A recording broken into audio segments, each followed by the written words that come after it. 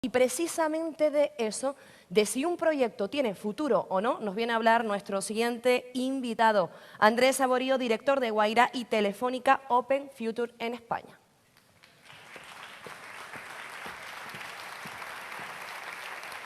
Sí, sin duda hay aplicaciones para todo. Y Darío, si todavía estás por ahí, me gustaría sentarme con vos un rato para que me presentes algunas de todas estas. Hola, buenos días a todos. Mi nombre es Andrés Saborío, dirijo Wayra y Telefónica Open Future aquí en España. Y para los que no están familiarizados con nosotros, en 2 palabras lo que hacemos es identificar compañías que están en una fase inicial, que son de tecnología, que tienen mucho potencial, e invertimos en esas compañías, trabajamos con el equipo fundador durante un año en alguno de los más de 30 espacios que tenemos en distintos países del mundo. Hace más de 5 años, antes de venir para aquí, para España, se habrán dado cuenta que no soy de acá, soy un poco más al sur que Canarias. Hace más de 5 años tuve la oportunidad de lanzar Wayra en Argentina, de ponerla en marcha. Fue una de las primeras operaciones que tuvimos a nivel mundial. En ese momento en Latinoamérica no había prácticamente otras aceleradoras. Era muy difícil para un emprendedor que estaba iniciando un negocio conseguir capital semilla.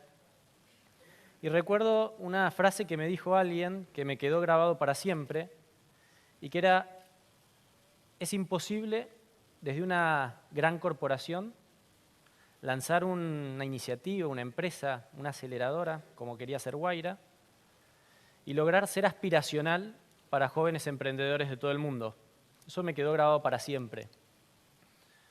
Hoy, 5 años después, recibimos y analizamos más de 40.000 o 50.000 proyectos de todo el mundo. Invertimos en más de 600. Tenemos presencia física en 17 países. Y esto nos transformó en una de las mayores plataformas de inversión y de innovación en el mundo. Y tal vez es por eso que muchas veces nos preguntan, ¿cómo piensa un inversor? Y de eso quería hablar con ustedes, compartir hoy este rato. ¿Cómo piensa un inversor? ¿Cómo es el proceso de decisión a la hora de decidir entrar o no en una compañía? Y la verdad es que yo creo que hay 2 teorías, o por lo menos 2 tipos de inversores. Por un lado están los inversores o la gente que piensa que a partir de los datos es posible tomar las mejores decisiones. Si uno analiza la conversión que tiene una startup, el uso, la cantidad de veces que entra el usuario a esa aplicación o a ese producto, la cantidad de minutos que lo usa, las ventas, el ARPU, que es el ingreso medio que genera ese producto, y muchos otros datos, algunos creen que es posible identificar aquellas compañías que van a tener éxito en el futuro. Por otro lado, hay otra gente que cree, y de hecho está bastante demostrado, que las decisiones más importantes, no solamente en este ámbito, en cualquier ámbito, las tomamos casi sin darnos cuenta de manera intuitiva en los primeros segundos o fracciones de segundos que nos enfrentamos a un problema o a algo. Y en ese momento decidimos, sin darnos cuenta, si nos interesa, si no nos interesa, y luego en los siguientes segundos, minutos y preguntas, tratamos de justificarnos, de autojustificar con datos esa decisión que tomamos. La realidad, en base a números, es que creo que ni unos ni otros tienen la receta para identificar una compañía que va a ser exitosa en el futuro. Y de hecho, solamente entre el 7 y el 20% de las compañías que conforman la cartera de un inversor, es decir, solo el 7, el 20% de aquellas compañías que eligió un inversor, van a tener en el futuro el éxito que ese inversor esperaba en el momento de invertirla. Algunos de ustedes estarán pensando en este momento, digo, no necesito ser muy crack si tengo 2 alternativas, invertir o no invertir, para acertar o no acertar. O sea, cualquiera podría tener el 50% de chances de éxito, mucho más que un inversor sofisticado. Bueno, la realidad no es tan simple. La verdad es que más del 80% de las compañías que hoy están naciendo no van a llegar al tercer año de vida.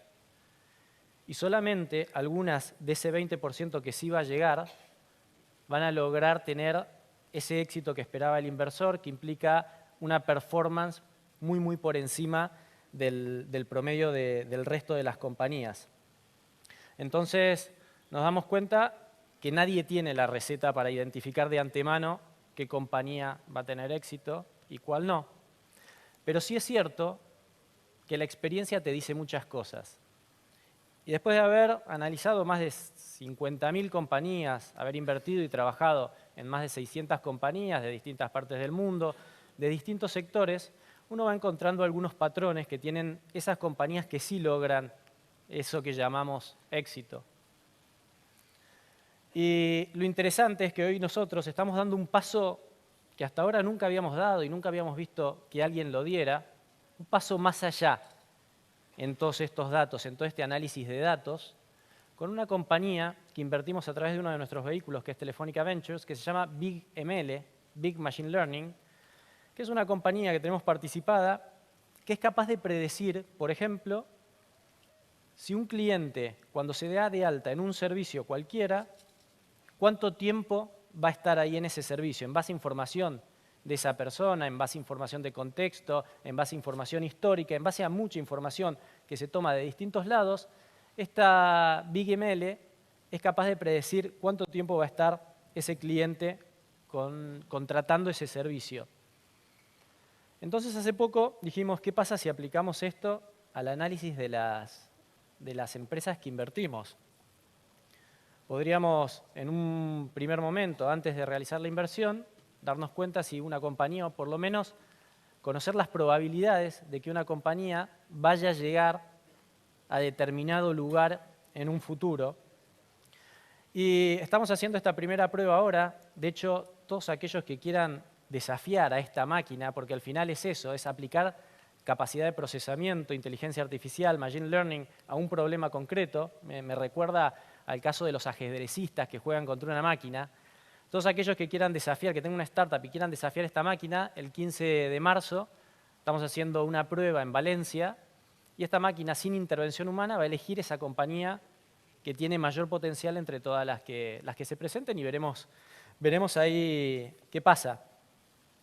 Pero volviendo un poco al tema de esta charla, que es cómo piensa un inversor, lo que quiero compartir con ustedes es qué cosas miramos cuando invertimos en una compañía. Y en mi caso se trata de un proceso que tiene una parte racional, pero mucho más de intuición o de poco racional, por lo menos. Y que consta, para mí, de 3 fases. La primera tiene que ver con el producto. La verdad es que hoy en día nadie discute la importancia de tener un producto simple. A todos nos gusta usar un producto simple y los que triunfan son los productos simples en cuanto al uso principalmente. Pero aun cuando todos sabemos eso, a la hora de desarrollar un producto, cuesta, es difícil lograr esa simpleza. De hecho, una vez escuché a alguien que decía que armar una startup es como armar una maleta. Tienes que pensar muy bien qué vas a meter adentro, poner solo lo imprescindible y quitar todo lo demás. Pero de nuevo, hacer eso es difícil. Sin embargo, yo creo que aquí en España tenemos el mejor producto del mercado a nivel mundial por su simplicidad. Pan, aceite, tomate, ajo, para mí eso es lo mejor que hay. Es simple y es espectacular. Pero como les decía, hacer algo simple puede llevar toda una vida. Y también acá en España, me gusta ir al arte, a la rama del arte. Hay algunos casos, como por ejemplo el de Miró, al que le llevó toda una vida pasar de un producto mucho más complicado, por así decirlo, a algo más simple y conceptual. Lograr tener un producto simple y conceptual puede llevar una vida. En el caso de Picasso pasa algo parecido, si bien él tiene ciclos a lo largo de su carrera artística, pero estas 2 obras para mí lo reflejan. Hay más de 10 años de diferencia entre una y la otra, y para mí la mayor diferencia es que en la segunda logra una conceptualidad muy diferente a la primera, y de hecho espectacular. Pero volviendo al mundo de las startups y de la tecnología, me gusta compartir con ustedes algunos ejemplos. Para mí la mejor manera de hablar sobre lo que nosotros hacemos es hacerlo a través de las compañías que invertimos y que trabajan con nosotros. Y esta es una compañía que está basada en Nueva York, pero que la invertimos desde Wayra en Argentina ya hace algunos años, que aborda un problema muy complejo y que lo resuelve de una manera muy, muy simple. De hecho, creo que invertir en la bolsa de Nueva York puede ser muy sofisticado para algunos.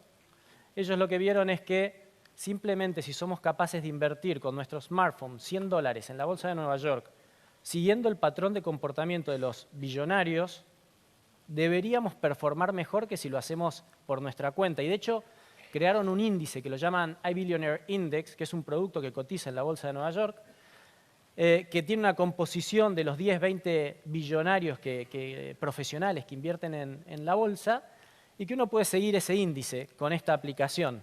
Un poco de esto se trata. Hey, Martin. Hey, Martine. Always a pleasure, Mr. Vanderbilt. Well, the pleasure's all mine, Oh, the Thomas. pleasure's all mine, Thomas. Walk like a billionaire. React like a billionaire.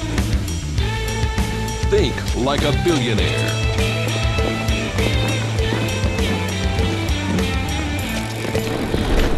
Learn how billionaires invest their money with the free iBillionaire app and start investing like a billionaire. Hasta acá, como ven, estamos mirando la primera fase, que es el producto, buscar un producto simple, y nuestro análisis tiene poco de racional. Pero si nos gusta, si nos enamoramos de ese producto, queremos conocer el equipo que hay por detrás. Y este análisis también creo que tiene poco de racional, porque de hecho se trata de entender si el equipo que está por detrás nos genera confianza y si tiene las capacidades como para desarrollar ese producto que te está proponiendo. Y cuando miramos el equipo, normalmente miramos 2 o 3 cosas que son importantes.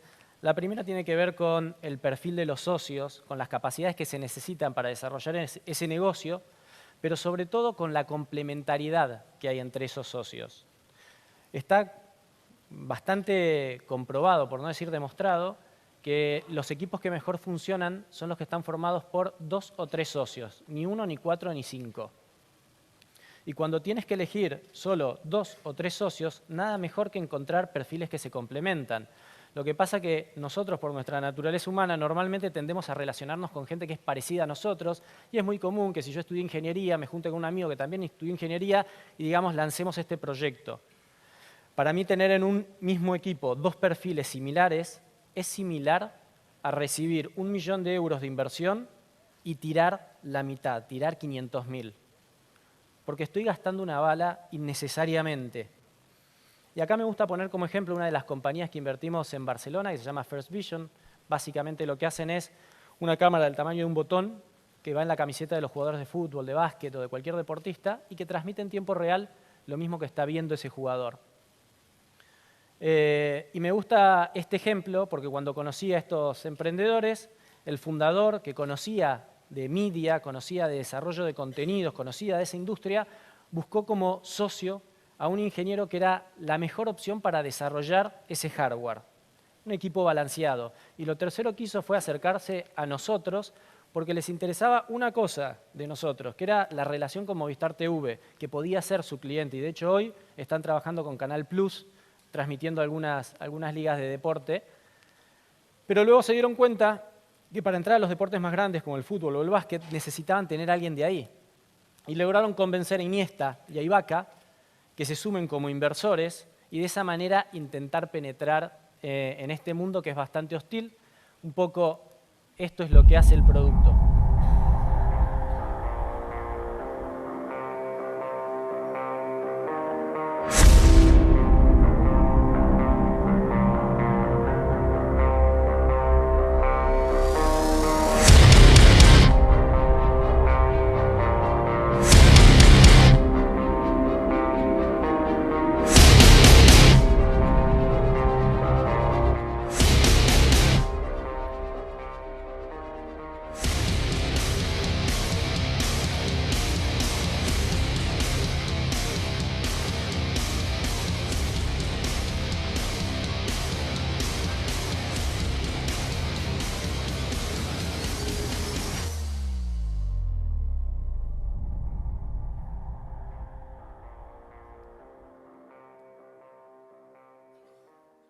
Hasta acá hablamos de la primera y la segunda fase, que es el producto, el equipo, poco racional hasta ahora.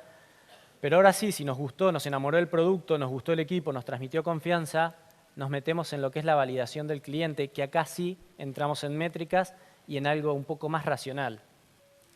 A veces me pregunto si esto lo hacemos un poco como les contaba al principio, para autoconvencernos que necesitamos argumentos racionales para decidir algo que ya casi lo tenemos decidido.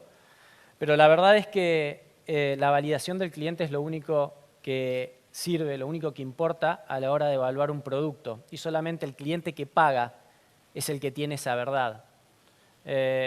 Muchas veces cuando escucho un equipo que conoce muy bien las métricas de su negocio y las muestra, automáticamente genera la decisión de invertir.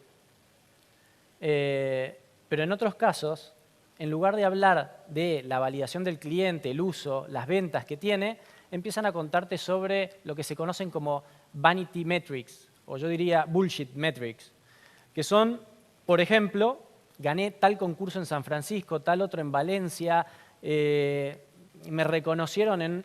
La verdad es que todo eso habla de la capacidad que tienen los emprendedores para pitchar y para vender tal vez su producto en un concurso, pero no habla de la validación del cliente. Otras veces me dicen, salimos en el New York Times, en El País, en El Mundo, en tal medio, en lo que sea, lo mismo.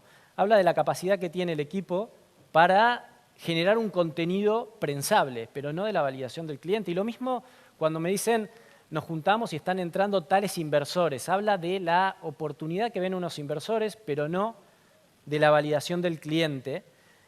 Al final el cliente que paga es el último que tiene la palabra. Y en eso me gusta poner un ejemplo de una compañía de Madrid que se llama Bookme, básicamente porque están muy bien orientados a las métricas y hoy se consiguieron posicionar como los principales actores en este mercado. Clara, ¿te acuerdas de la gala esta noche, no? No.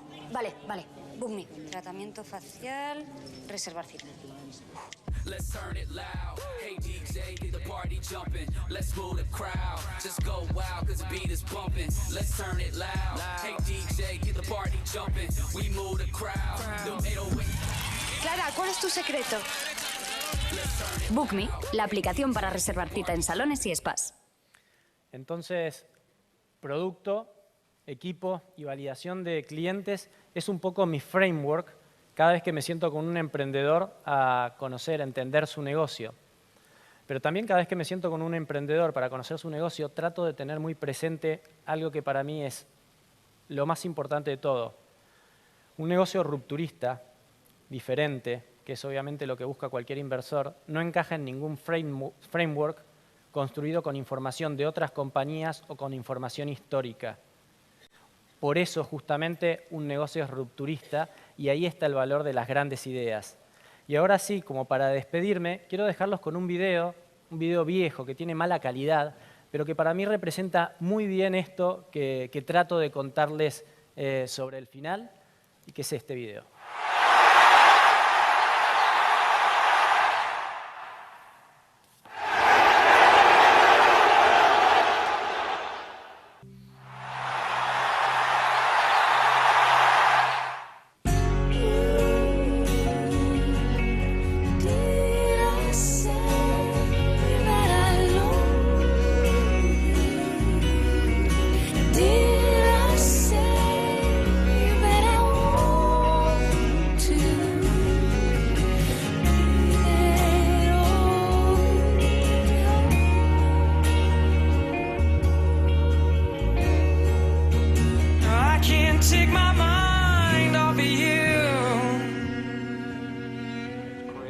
Estás loco. No llegarás a ningún sitio saltando al revés. Me dijo mi profesor de gimnasia en el instituto. Creo que su falta de confianza fue lo que más me animó a insistir, a atreverme con algo así. Saltar de espaldas mirando al cielo me daba otra perspectiva de las cosas, me ayudaba. Recuerdo un artículo en el que un periodista escribió: cuando sus competidores empezaron a encontrar limitaciones en sus piernas, Dick Fosbury empezó a saltar con el cerebro. Me gustó. Creo que después de todo, solo tuve la valentía de atreverme a cambiar. Pensé que merecía la pena intentarlo.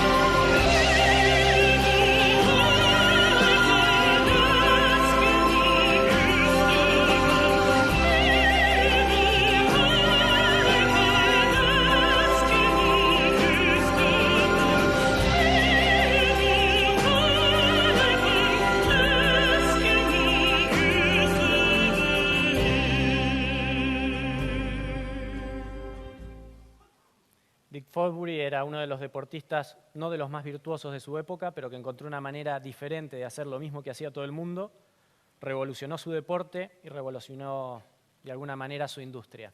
Eso era lo que quería compartir con ustedes. Muchas gracias.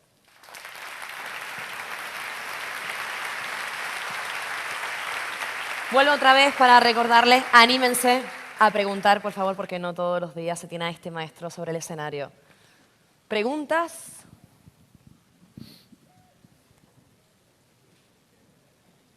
A ver, por arriba.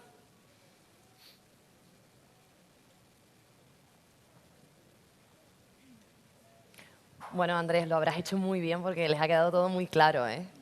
Y por supuesto dispuesto a conversar uno a uno si quieren. Muchas gracias. Muchas gracias.